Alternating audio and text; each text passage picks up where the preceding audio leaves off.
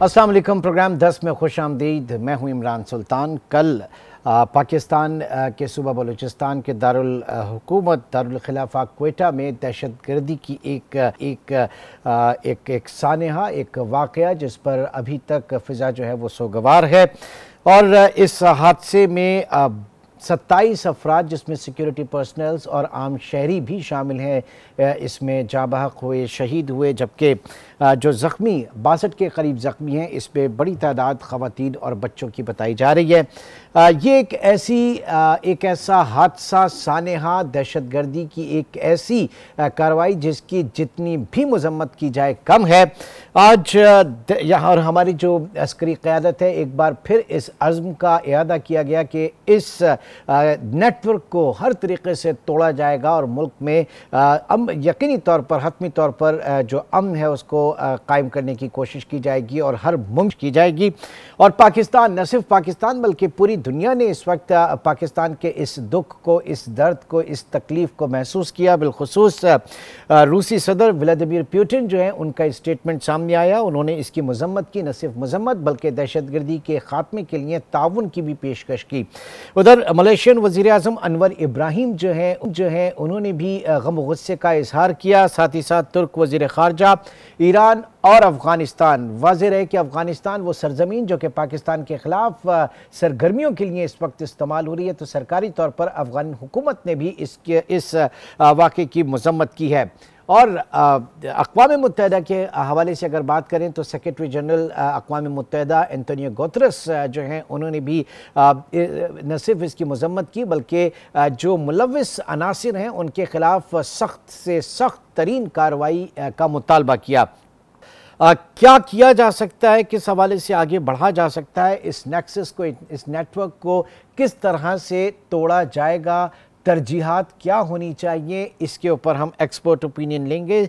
सैयद मोहम्मद अली साहब इस वक्त हमारे साथ मौजूद हैं। सर, बहुत शुक्रिया आपके वक्त का। सबसे पहले तो जानना चाहेंगे कि इस एक वाक़े को लेकर कितना जो हमारा एक्शन प्लान है इस वक्त सिक्योरिटी के हवाले से, आप समझ रहे हैं कि उसमें कुछ तब्दीलियां की गई हैं या उसमें कुछ रद्द-ओ-बदल की ज़रूरत है या उसको को रिविज़िट करने की ज़रूरत है? इनफैक्ट है क्या, किस तरह से आगे बढ़ा जा रहा है? बहुत शुक्रिया जी। देखिए, मैं समझता हूँ सबसे पहले तो एज अ पाकिस्तानी मैं बहुत ज़्यादा ताज़ियत करना चाहूँगा उन तमाम शुहदा के लवाहिकीन के साथ जिनके मासूम जो अज़ा और क़रबा हैं वो जाँ बहक हुए हैं। जहाँ तक ये दहशतगर्द तंजीम के हमले, उनके टारगेटिंग, हिकमत अमली का सवाल है, तो बुनियादी तौर पे जिस तरह अभी आपने भी कहा कि जो बैनुल अक़वामी बरादरी है उसमें काफ़ी अहम ममालिक की क़यादत ने हमसे इसमें यानी कि कंडोल किया है और इस मसले में हम ताउन भी हम तवक्को करते हैं कि वो करेंगे। लेकिन यकीनी तौर पे जो अब बढ़ते हुए हमले हैं, इससे 2-3 चीज़ें सामने आती हैं।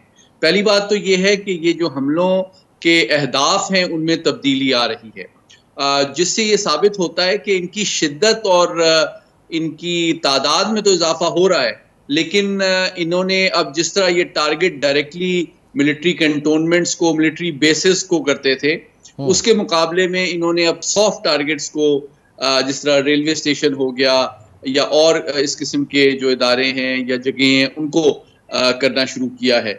इससे ये पता चलता है कि अब उनको जो पाक फौज और लॉ एनफोर्समेंट एजेंसीज के बेसिस हैं या इंस्टॉलेशंस हैं, उन तक रसाई हासिल नहीं हो रही है। दूसरा पहलू ये है कि जिस तरह आप जानते हैं कि रिक्रूटमेंट के हवाले से भी जो ज़्यादा बाशऊर और समझदार नौजवान हैं वो शायद उनकी सफ़ों में इतना बड़े पैमाने पे शरीक और शामिल नहीं हो रहे हैं, इसलिए वो नौखेज़ बच्चों और बच्चियों को इसमें गुमराह करके अपने साथ शरीक करने की कोशिश कर रहे हैं। और आपको याद है 2 दिन कबल एक अहम जो BLF के कमांडर हैं उन्होंने हथियार भी डाले थे। अच्छा, तीसरा पहलू इसका ये है क्या करना चाहिए जो आपने कहा। देखिए, इसको 5-6 डोमेन्स में साइमल्टेनियसली एक हमजहत और मुसलसल काउंटर टेररिज्म हिकमत अमली की ज़रूरत है। सबसे इम्पोर्टेंट जो एस्पेक्ट आपने खुद भी बताया वो डिप्लोमेटिक एस्पेक्ट है कि हम इन दहशतगर्द तंजीमों को सिफारती एतबार से इस खित्ते के तमाम ममालिक के साथ मिलकर आइसोलेट करें, उनको दहशतगर्द समझें और दहशतगर्द करार दें, ताकि कहीं से भी उनकी पुष्ट पनाही और सपोर्ट ना आ सके। तो सिफारती पहलू बहुत अहम है। दूसरा पहलू जो है वो सियासी है कि हमारी तमाम सियासी जमातें जो हैं वो अपने सियासी इख्तलाफात के बावजूद कौमी सलामती के ऊपर बिल्कुल मुत्तहिद रहें और दहशत गर्दों के खिलाफ एक पाकिस्तान के रियासती इदारों और फौज के साथ एक सीसा पलाई हुई दीवार बन के खड़ी रहें और उस पर बिल्कुल सियासत ना करें।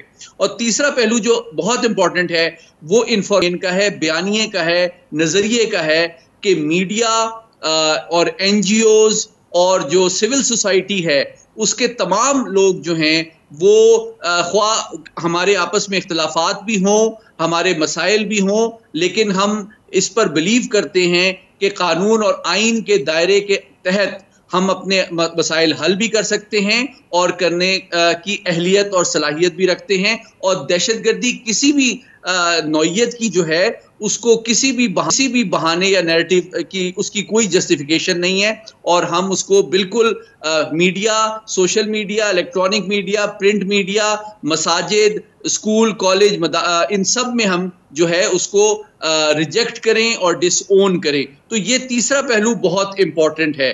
तो मैं समझता हूं कि जब इंटेलिजेंस बेस्ड ऑपरेशंस और मिलिट्री के जो IBOs हैं वो तो एक टैक्टिकल ऑपरेशनल लेवल है, लेकिन स्ट्रेटेजिक सतह पे मीडिया, हमारा एकेडेमिया, स्कूल, कॉलेज, यूनिवर्सिटी, मदारिस और सियासी जमातों का जो सपोर्ट है वो मैं समझता हूं तस्वीराती एतबार से स्ट्रेटेजिक अहमियत रखता है इस नासूर के देरपा और फैसला कुन खात्मे के लिए। ठीक, बहुत जामी और मुफस्सिल आपने इसकी एक हिकमत अमली जो है वो बताई। अब ये बताइएगा जो इस वक्त ताउन की पेशकश की जा रही है, पहले तो इसके ज़रा आउटस्कर्ट्स इनके क्या हैं, इस कलदम BLA के कहाँ पे रीच है, क्योंकि इस वक्त अफ़गानिस्तान जो है वो हुकूमत भी हम पाकिस्तान से कंडोलेंस की हद तक उन्होंने किया, क्या बावर कराया जा सकता है? फिर रशिया का अगर जो है उससे हम किस तरह से फ़ायदा उठा सकते हैं? कुछ पॉसिबिलिटी है जो रीजन के करीब करीब की जो हमारे ममालिक हैं जिनसे सरहदें मिलती हैं, तो वहाँ से अगर हमें इस तरह की सपोर्ट?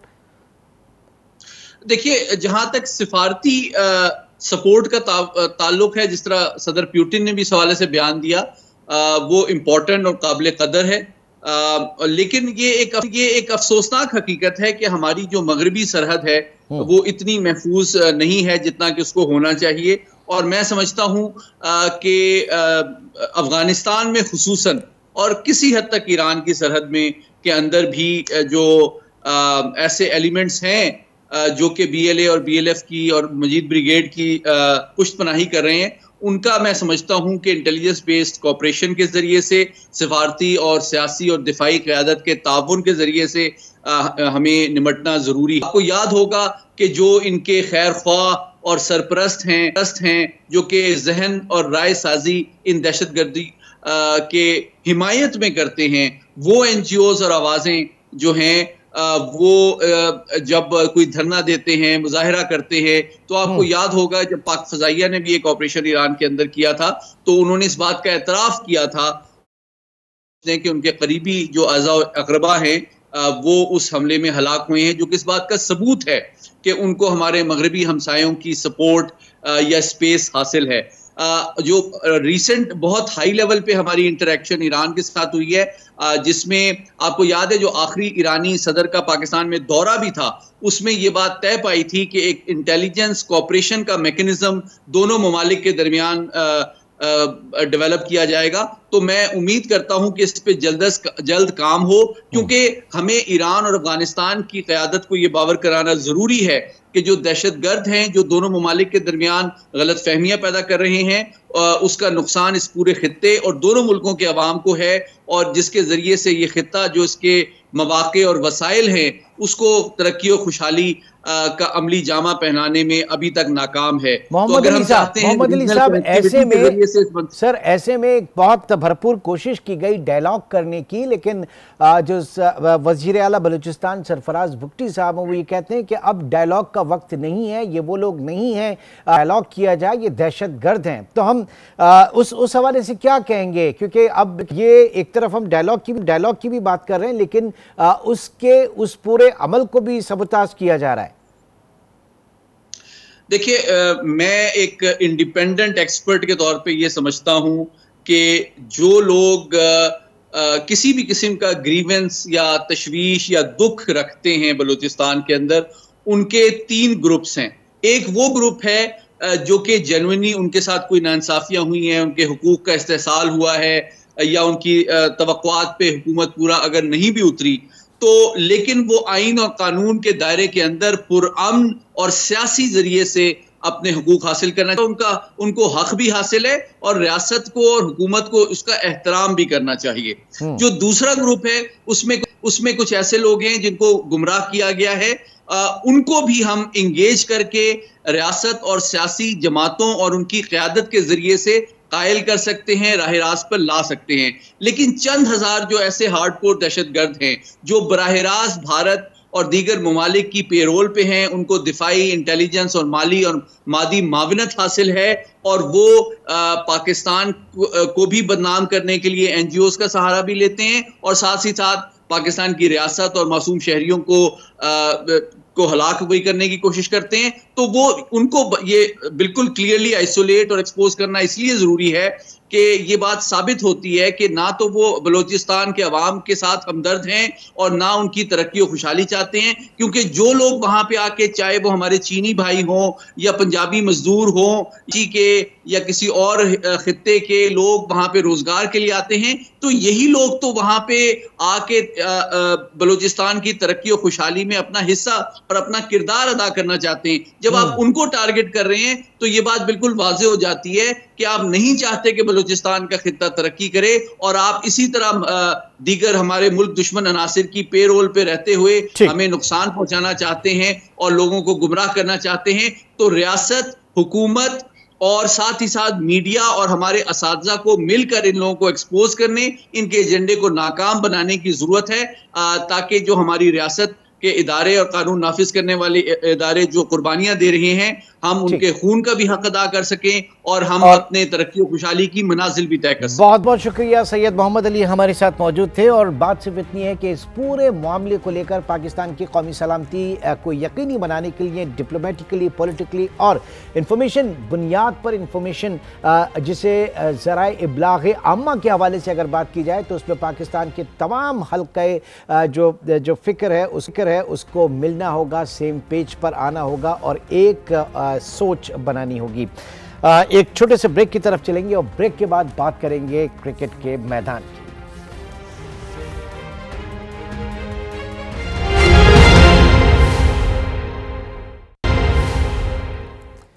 Welcome back. 22 साल बाद ऑस्ट्रेलिया के आसमान पर शाहीनों की ऊंची उड़ान।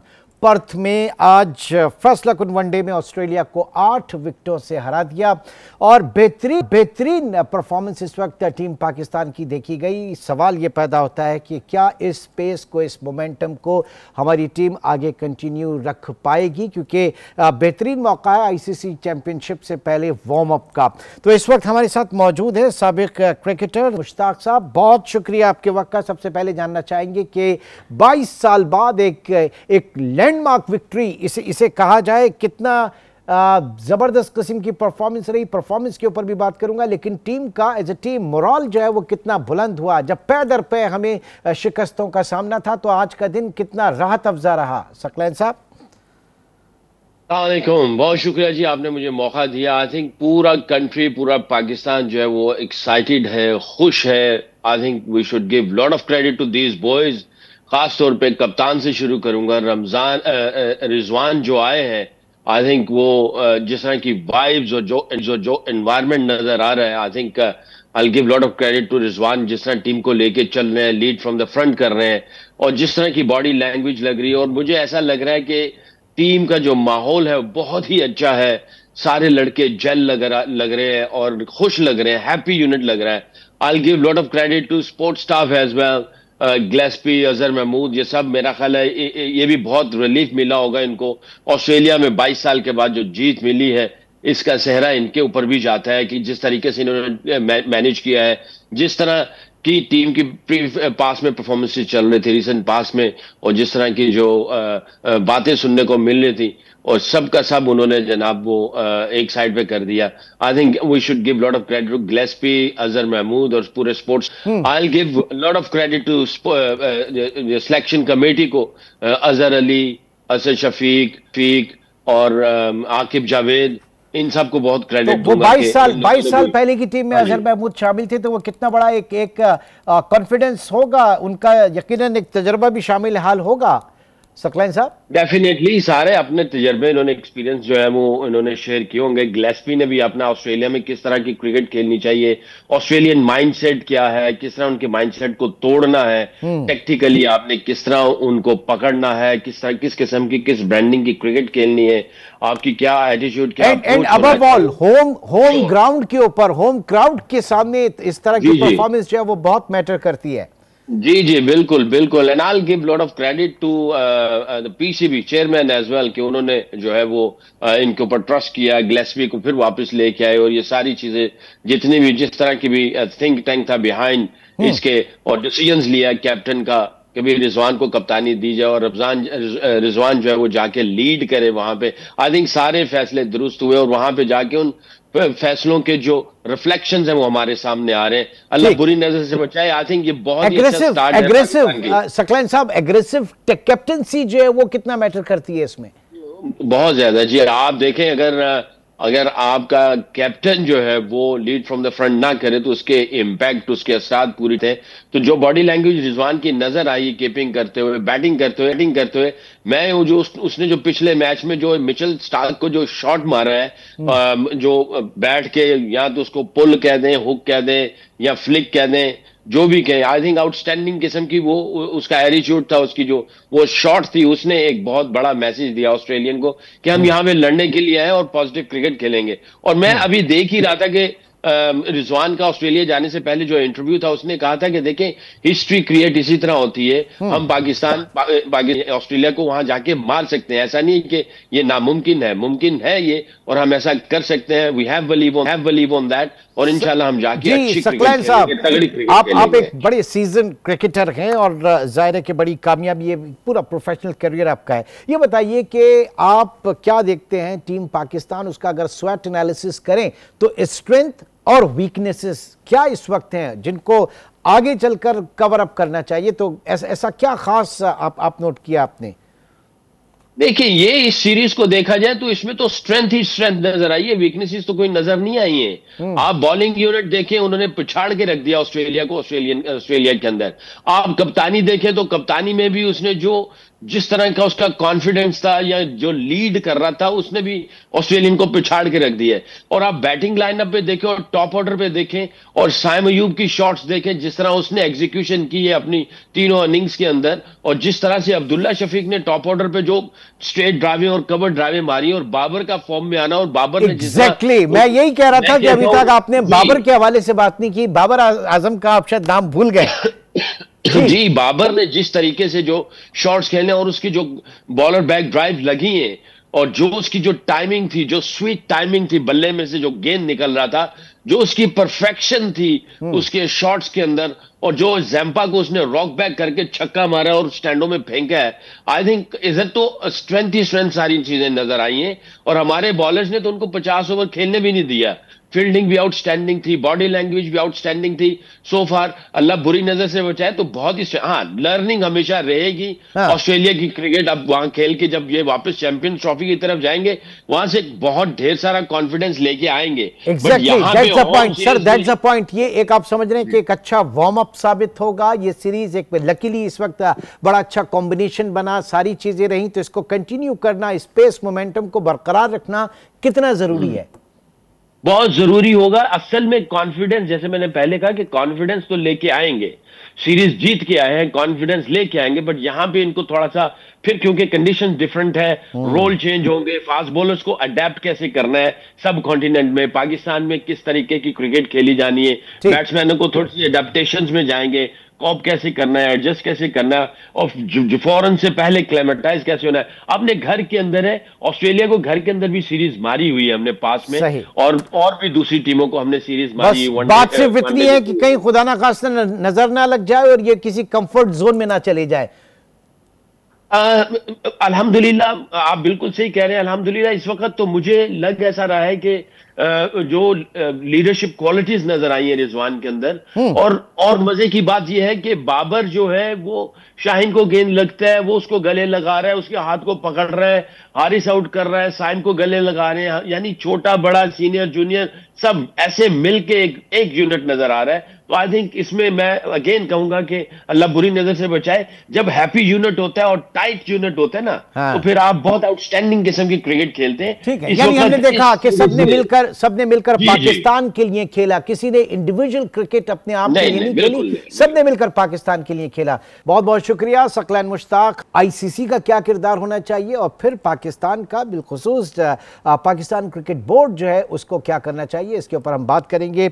हमारे साथ मौजूद हैं सीजन्ड तज्जियाकार कमेंटेटर मिर्जा इकबाल बेग साहब। बहुत शुक्रिया सर आपके वक्त का। सबसे पहले जानना चाहेंगे कि ये क्या सूझी है इस वक्त भारत को, हमेशा वो क्यों कतराता है पाकिस्तान आने से, मामला असल में क्या है बेग साहब? देखिए इमरान, दरअसल भारत इसको क्रिकेट को अपनी सियासत के लिए इस्तेमाल कर रहा है। जब से 2014 से जब से नरेंद्र मोदी की हुकूमत आई है भारत में, तकरीबन 10 साल हो रहे हैं, तो भारत पाकिस्तान के साथ न तो पाकिस्तान में आके क्रिकेट नहीं खेल रहा, बायलैटरल सीरीज नहीं खेल रहा, और जो पाकिस्तान से बाहर इवेंट होते हैं, पाकिस्तान लचक का मुजाहरा करते हुए 2016 के T20 वर्ल्ड कप खेलने भारत चला गया, गुज़िश्ता बरस 50 ओवर्स का वर्ल्ड कप खेलने पाकिस्तान भारत चला गया, लेकिन आखिरी लम्हे पर वो हमें डिच करते हैं। अब जिस तरह चैंपियंस ट्रॉफी जो 19 फरवरी से 9 मार्च तक होनी है पाकिस्तान में, हमने अपने स्टेडियम्स की तज़ीन और आराइश पर 12 अरब 70 करोड़ रुपए खर्च किए हैं। तो ऐन मौके पर, ये तो पहले से भारतीय मीडिया ये कर रहा था कि भारतीय क्रिकेट बोर्ड ऑफिशियली नहीं कह रहा था, अपने मीडिया के जरिए ये कहलवा रहा था कि वो भारत पाकिस्तान नहीं जाएगा, और वो यही हुआ। मेरे ख्याल में क्रिकेट में सियासत को इन्वॉल्व किया है भारतीय क्रिकेट बोर्ड ने, भारतीय हुकूमत ने, और भारतीय हुकूमत उसका एडवांटेज लेना चाह रहा है। एंटी पाकिस्तान जो एलिमेंट है उनको जो है वो एनकरेज कर रहा है, जिसकी वजह से चैंपियंस ट्रॉफी में भारत ने पाकिस्तान आने से इनकार किया। इमरान, आप खुद सोचे कि सिक्योरिटी अगर कंसर्न है तो इंग्लैंड की टीम क्यों आ रही है, ऑस्ट्रेलिया की टीम, न्यूजीलैंड की टीम, तमाम ये टीमें, इन्होंने तो किसी ने सिक्योरिटी कंसर्न का कोई इजहार नहीं किया। तो आखिर भारत को क्या इतनी मुसीबत है? मुझे लगता है कि उसने एक पॉलिटिकल टूल के तौर पर चैंपियंस ट्रॉफी को इस्तेमाल किया। लेकिन इस पॉलिटिकल टूल से नुकसान बहरहाल क्या भारत का नहीं हो रहा? क्रिकेट के हवाले से पाकिस्तान को जिक पहुंचाने की कोशिश की जा रही है इस वक्त फाइनेंशियली भी। और ये बताइए, ऐसे में आईसीसी का कोई किरदार आप देखते हैं कि नहीं देखते हैं? किस तरह की गवर्निंग बॉडी है, इसका कुछ इस्तेहकाक है या नहीं है? आईसीसी एक ऐसा शेर है इमरान सुल्तान के जिसके दांत नहीं है, बगैर दांत का शेर है, और वो जो सर्कस वाला शेर नहीं होता वो शेर है। जो भारतीय क्रिकेट बोर्ड जिस तरफ इशारा करता है वो उस तरफ जाता है। उसकी बुनियादी वजह ये है कि सारे मेजर स्पॉन्सर जो है आईसीसी के वो भारतीय हैं, जो ब्रॉडकास्टर्स हैं उनका भारत से ताल्लुक है। तो आईसीसी तो वही शुतर मुल्क की तरह के गर्दन दबा के बैठा हुआ है रेत में, और वो समझ रहा है कि तूफान चल जाएगा। मेरे ख्याल में आईसीसी जो है बिल्कुल बेअसर होकर रह गया, और 1 दिसंबर से जब जय शाह आईसीसी के चेयरमैन बनेंगे तो और मुश्किल होगी, क्योंकि फिर पाकिस्तान को, वो तो आपको पता है जय शाह भारतीय वजीर दाखिला अमित शाह के साहबजादे हैं और भारतीय जनता पार्टी से उनका ताल्लुक है, तो फिर और पॉलिटिक्स आ जाएगी। मेरे ख्याल में आईसीसी को स्टैंड लेना चाहिए। आपको याद होगा अब से चंद बरस कब बिग 3 का मामला भी आया था, जिसमें भारत ने अपने साथ ऑस्ट्रेलिया और इंग्लैंड को मिला लिया था और पाकिस्तान को तनहा करने की कोशिश की थी, और वो मामला ज्यादा चला नहीं। तो हर जगह हमें जो है वो जिक पहुंचाई जा रही है। नहीं तो हम फिर कब तक अच्छे बच्चे का हमारा जो है वो रहेगा किरदार, लचक का मुजाहरा, एज यू सेड अर्लियर, कि हम चले जाते हैं, हम खेल लेते हैं। यहाँ पे फिर हमारा भी एक स्ट्रॉन्ग फुटिंग होनी चाहिए। फिर पीसीबी क्या करे? फिर पीसीबी देखिए, अब हमें अच्छे बच्चे से निकलकर वो बदमाश बच्चा बनना होगा कि जो आंखों में आंखें दिखाए, टिक फॉर टैट का हिसाब करे, वरना कब तक हम सरे तस्लीम मसलहतन सरे तस्लीम खम करते रहेंगे। अब हमें स्टैंड लेना पड़ेगा। मोहसिन नकवी साहब ने प्रेस कॉन्फ्रेंस में तो कहा कि हम किसी सूरत में हाइब्रिड मॉडल पर नहीं जाएंगे। अब देखना ये कि वो अपनी बात पर कायम रहते हैं या नहीं, क्योंकि अगस्त में इमरान जो आईसीसी का इजलास हुआ था कोलंबो में, उसमें इन्होंने एक्स्ट्रा बजट अप्रूव किया था हाइब्रिड मॉडल के लिए। और मेरे पास इत्तलात है कि दुबई के मैदानों के लिए भी राब्ता किया आईसीसी ने कि हाइब्रिड मॉडल पर अगर होता है तो दुबई में हो जाए। फिर आईसीसी पाकिस्तान क्रिकेट बोर्ड को एक तजवीज ये भी पेश करेगा कि आप मेजबान रहे, लेकिन ये टूर्नामेंट या तो दुबई में या श्रीलंका या साउथ अफ्रीका में कराया जाए पूरे का पूरा, और आपको पैसे पूरे मिलेंगे। तो भाई हमें 29 बरस के बाद मेजबानी मिल रही है। आखिरी मरतबा 1996 का वर्ल्ड कप हमने होस्ट किया था, तो आखिर ऐसा हमारे साथ सलूक क्यों किया जा रहा है? तो पाकिस्तान को चाहिए एक वाज़ेह स्टैंड ले, हुकूमत पाकिस्तान भी एक वाज़ेह स्टैंड ले। ओसीएस के इजलास में जो आए थे ओएफसी के जयशंकर था, तो उन्होंने उस वक्त तो ये खबरें चला दी, उन्होंने साहबदार साहब से मुलाकात की कि जी मामला हो जाएंगे। कुछ नहीं होगा जब तक ये हुकूमत है भारतीय जनता पार्टी की इंतहा पसंद, उस वक्त तक कुछ नहीं होना। पाकिस्तान हुकूमत को चाहिए कि अब वो आगे आए, पीसीबी का साथ दे और पाकिस्तान हुकूमत टिट फॉर टैट करे, जब ही काम बनेगा। तो इस टिट फॉर टैट में यकीनी तौर से हम बड़ी स्ट्रॉन्ग फुटिंग हमें दिखाना होगी, मसल्स दिखाना होंगे। पाकिस्तान 125 मिलियन पॉपुलेशन का मुल्क और क्रिकेट जो है वो हमारी बारहा हम कहते हैं कि लाइफलाइन हो जाती है क्रिकेट हमारी। तो ऐसे में अगर इंडिया के विदाउट इंडिया आईसीसी में क्या रह जाता है फिर? या तो ये पूरा एक रंग में भंग डालने वाली बात है, इसको सीरीज को नाकाम करना, पाकिस्तान की मेजबानी को नाकाम करना, पाकिस्तान को फाइनेंशियली जो है वो नुकसान पहुंचाना, ये उसका हथियार है। ये आपने बिल्कुल सही कहा, रंग में भंग डालने वाली बात है। अब आप देखें ना, ऑस्ट्रेलिया वर्ल्ड चैंपियन है, पाकिस्तान ने ऑस्ट्रेलिया के खिलाफ ऑस्ट्रेलियाई सरजमीन पर 2-1 से सीरीज जीती, और दूसरा जो वनडे था, दूसरा वनडे पाकिस्तान 9 विकेटों से, तीसरा 8 विकेटों से जीता। तो इसका मतलब है कि हमारी टीम वनडे क्रिकेट की एक रैंकिंग पावर बन रही है, और उसको इस तरीके से आप सबोताज करना चाहते हैं। मेरे ख्याल में कोशिश पूरी यही है, आईसीसी जो मिला हुआ है भारतीय क्रिकेट बोर्ड के साथ, और जो ग्रेगरी बार्कले हैं जो आईसीसी के प्रेसिडेंट हैं, जिनका न्यूजीलैंड से ताल्लुक है, जो भारत की आशीर्वाद से बने थे प्रेसिडेंट, वो 1 दिसंबर को अब उनकी जगह जय शाह लेंगे। तो मुझे लगता है सब मिले हुए पाकिस्तान को बैकफुट पर ला रहे, और फिर ये होगा कि पाकिस्तान जो है अगर हाइब्रिड मॉडल पे तैयार हो जाए। नहीं तो हाइब्रिड मॉडल पे भी अगर तैयार होता है तो फिर बात तो उन्हीं की मानी ना एक तरीके से। बिल्कुल इमरान, यही 2023 जो गुज़िश्ता बरस एशिया कप हुआ था, उसमें भी उन्हीं की बात मानी थी ना हमने। हाइब्रिड मॉडल पे श्रीलंका चले गए थे, तो हमें नुकसान भी हुआ, हम फाइनल के लिए भी क्वालिफाई नहीं कर सके, भारत और श्रीलंका का फाइनल हुआ। अब एक मेजबानी हमें मिली है और हम उसकी भरपूर तैयारियां कर रहे हैं, और ऐसी सूरत हाल में आखिरी लम्हे पर आकर आपको डिच किया जाए तो लाजिम बात है कि आपको भी चाहिए कि स्टैंड ले। एक तो मेरे पास ये इत्तलात है कि हुकूमत पाकिस्तान से पीसीबी ने राब्ता किया और हुकूमत ने कहा है कि अब आप भारत खेलने नहीं जाएंगे।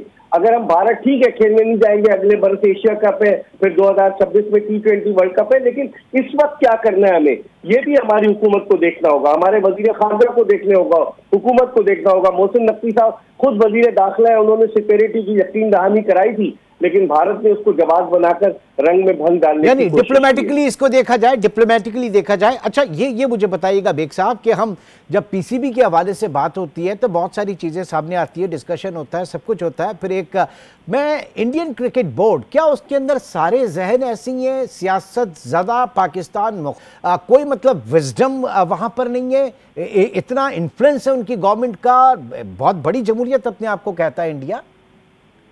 देखिए, इंडियन क्रिकेट बोर्ड और इंडियन अवाम, कुछ सारे अवाम नहीं पाकिस्तान से नफरत करते कुछ लोग हैं, जिस तरह भारतीय जनता पार्टी। आप देखें जब पहले कांग्रेस की हुकूमत थी तो कांग्रेस की हुकूमत से तो दोनों मुल्कों के दरमियान टाइज थी, लेकिन वो एक नफरत का जो बीज बो दिया गया है एंटी पाकिस्तान, उसकी वजह से भी ये सारी चीजें हो रही हैं। और वो चाह रहे इससे वो लोगों की हमदर्दियां समेटेंगे अपने अवाम की, लेकिन लोग क्रिकेट से प्यार करते हैं। इस तरह की हरकतों से उन्हें बैकफुट पर जाना पड़ेगा, उन्हें शर्मिंदगी का सामना करना पड़ेगा। चले अभी वो चैंपियंस ट्रॉफी में नहीं आ रहे, आइंदा के इवेंट्स में अगर पाकिस्तान नहीं जाता, पाकिस्तानी टीम की वैल्यू है इमरान, पाकिस्तान और भारत का मैच जो T20 वर्ल्ड कप का हुआ, सबसे ज्यादा लोगों ने दुनिया भर में देखा दीगर मैचेस के मुकाबले में। तो आप अपनी टीम की, हमारी वैल्यू है, आप उस टीम को इस तरीके से दीवार से लगा रहे हैं, ये मुनासिब नहीं है। बहुत शुक्रिया, हमारे साथ मौजूद थे मिर्जा इकबाल बेग। एक छोटे से ब्रेक की कॉल है और ब्रेक के बाद हम बात करेंगे क्यों अमरीकी नौमुंतखब सदर डोनाल्ड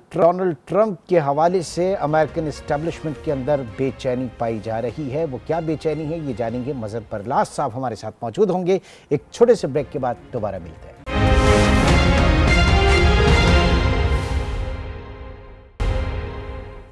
वेलकम बैक। 5 नवंबर के अमरीकी सदारती इंतखाबात में साबिक सदर डोनाल्ड ट्रंप बड़ी वाज़ेह अक्सरियत से कामयाब हुए। उनकी रिपब्लिकन पार्टी ने एक तरीके से कहें कि डेमोक्रेट्स को चारों खाने चित कर दिया। पूरी दुनिया का मीडिया जो है इस हवाले से जो कयास आराइयाँ थी वो बड़े कांटेदार मुकाबले की जा रही थी, लेकिन सीनियर सहाफ़ी तज्ज़ियाकार मजहर बरलास साहब जो हैं उनका आर्टिकल उस दिन का अगर पढ़ें तो उन्होंने कहा कि जनाब वाज़ेह अक्सरियत से जीतेगा और ट्रंप आएगा। क्यों आएगा ट्रंप? और अब ट्रंप के आने के बाद खुद जो अमेरिकन इस्टेब्लिशमेंट है वो इस वक्त कहा जा रहा है कि परेशान है, घबराई हुई है, क्योंकि ट्रंप ने अपने इलेक्शन कैंपेन के अंदर वाज़ेह तौर पर कह दिया था कि वो आने के बाद अपना पिछला जो एग्जीक्यूटिव ऑर्डर था उसमें तब्दीली करेंगे, उसको चेंज करेंगे। और साथ ही साथ उन्होंने जो ब्यूरोक्रेसी के हवाले से भी बात की कि उसमें रद्द बदल किया जाएगा, बड़ी बड़ी तब्दीलियां की जाएंगी। तो ऐसे में वहाँ पर जो ब्यूरोक्रेसी है वो सर जोड़कर बैठी है। इस वक्त बरतानिया से हमारे साथ मौजूद हैं सीनियर सहाफ़ी तज्ज़ियाकार मजहर बरलास साहब। बहुत शुक्रिया सर आपके वक्त का। एक ऐसे वक्त में कि जब पूरी दुनिया को यकीन नहीं था, जो अंदाजे दावे गैलेप सर्वे और एग्जिट पोल्स वगैरह जो है वो कैमला हैरिस के फेवर दिखा रहे थे, तो आपने किस तरह से इसको परसू किया कि जनाब बड़ी वाज़ेह अक्सरियत से डोनाल्ड ट्रंप आएगा? और डोनाल्ड ट्रंप के आने के बाद अब खुद वहाँ की इस्टेब्लिशमेंट जो है अमेरिकन इस्टेब्लिशमेंट वो भी इस वक्त परेशान है जनाब। अच्छा जी, इसमें एक तो बहुत शुक्रिया आज टीवी का। गुजारिश ये है कि इसमें 2-3 बातें हैं। जब डोनाल्ड ट्रंप पहली मरतबा सदर का इलेक्शन जीते थे तो उस वक्त हिलरी क्लिंटन उनके मुखालिफ थी, और हिलरी क्लिंटन को भी मीडिया ने बड़ा उछाल रखा था। अमेरिकन मीडिया, बरतानवी और पाकिस्तानी मीडिया और दुनिया भर का मीडिया ये कह रहा था कि हिलरी क्लिंटन जीत जाएंगी। उस वक्त भी मैं इकलौता आदमी था जो कह रहा था कि नहीं, डोनाल्ड ट्रंप जीतेंगे। उसकी कुछ वजूहात है कि डोनाल्ड ट्रंप जो रियल अमेरिकन थे उसमें मकबूल थे। लेकिन चले वो पुरानी बात, हम नई बात कर लेते हैं। अब कैमला हैरिस जो है, देखिए उनकी शिकस्त कैसे यकीनी थी। अगरचे सर्वेज ने, आपने दुरुस्त फरमाया कि सर्वेज ने, मीडिया ने हमेशा कैमला हैरिस को 1 पॉइंट आगे दिखाया और डोनाल्ड ट्रंप को पीछे दिखाया, लेकिन मैं फिर एक ढीठ आदमी बजिद रहा। और जिस दिन डोनाल्ड ट्रंप इलेक्शन था, अमेरिकन इलेक्शन, उस दिन भी मैंने ये लिखा कि आज इलेक्शन है अमेरिकन और आज डोनाल्ड ट्रंप इलेक्शन जीत जाएंगे। इसकी वजूहात ये है कि पहले तो जब जो बाइडेन इलेक्शन से भागे तो आधी शिकस्त तो डेमोक्रेट्स को उसी दिन हो गई कि उनका उम्मीदवार ही भाग गया। फिर वो कैमला हैरिस को आगे उन्होंने अनाउंस कर दिया।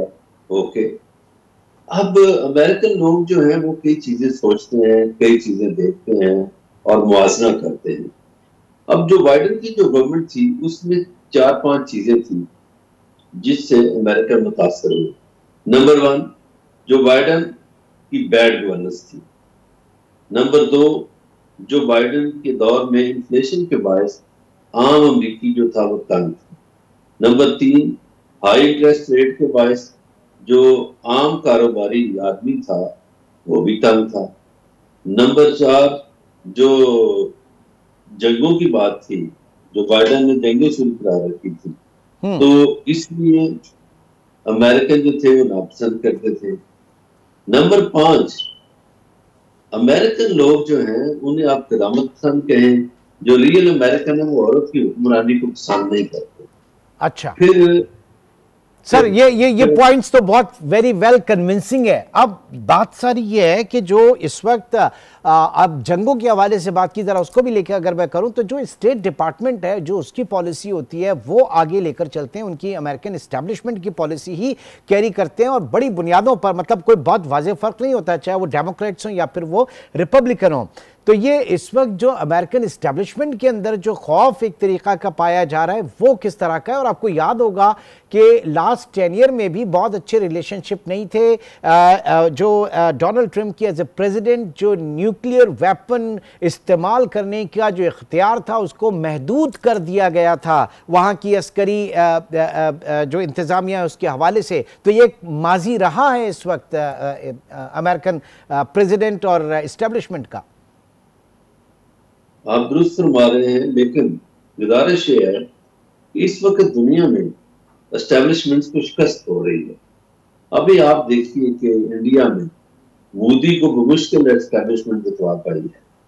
पाकिस्तान में एक इलेक्शन हारे हुए लोगों को हुकूमत उन्होंने बनवा के दे दी। अमेरिका में आप देखिए कि एस्टेब्लिशमेंट ने डोनाल्ड ट्रंप को जीरो कर दिया था। शुरू में उन्होंने उस पर मुकदमा बनाए। हालांकि डोनाल्ड ट्रंप जो है कोई सियासी खानवादे से तल्लुक नहीं रखता। डोनाल्ड ट्रंप तो एक बिजनेस फैमिली से था और 70 की दहाई में उसने कारोबार शुरू किया। और जब कारोबार शुरू किया और उसने जब पहली बिल्डिंग बनाई तो ये पाकिस्तानी एक पॉलिटिशियन है जुल्फी बुखारी, उनके ताया ने पहला अपार्टमेंट लिया डोनाल्ड ट्रंप से। वो भी मैनहट्टन में बिजनेस करते थे।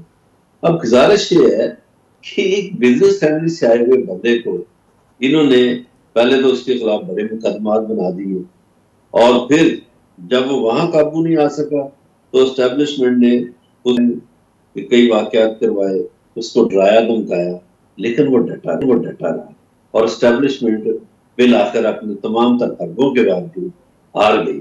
अब दुनिया की दूसरे मुल्कों की एस्टेब्लिशमेंट में और अमेरिकन एस्टेब्लिशमेंट में ये फर्क है कि इलेक्शन जब हो जाए तो उसके बाद एस्टेब्लिशमेंट ना इलेक्शन के दिन कुछ करती है ना इलेक्शन के बाद रिजल्ट तब्दील करने की कोशिश करती है। अच्छा, और अगर ऐसी कोशिश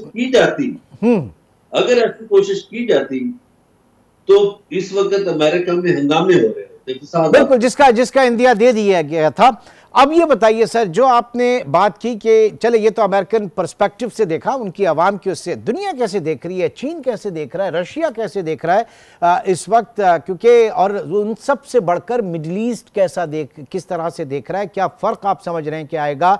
जो इस वक्त शोरिश है जो गज़ा के अंदर है, जो लेबनान के अंदर है, जो ईरान को जो इस वक्त तहफ़्फ़ुज़ात हैं, तो क्या डोनाल्ड ट्रंप उस जलती आग पर पानी डाल सकेंगे, बुझा सकेंगे, या फिर उन शोलों को और ज्यादा भड़का देंगे? मेरा ख्याल है शोलों को भड़काएंगे नहीं। वो ईरान से भी बड़े प्यार मोहब्बत के साथ दोस्ताना मुकासम की तरफ बढ़ेंगे। और जो मिडल ईस्ट की आपने बात की उसमें देखिए जो सऊदी अरब के वली अहद हैं वो और यूएई के जो हुक्मरान हैं वो उनके जाती दोस्तों में से हैं। उनकी कोशिश है, उन्होंने देखी इंतखाबी मुहिम में ये कहा कि मैं जंगें खत्म कराऊंगा।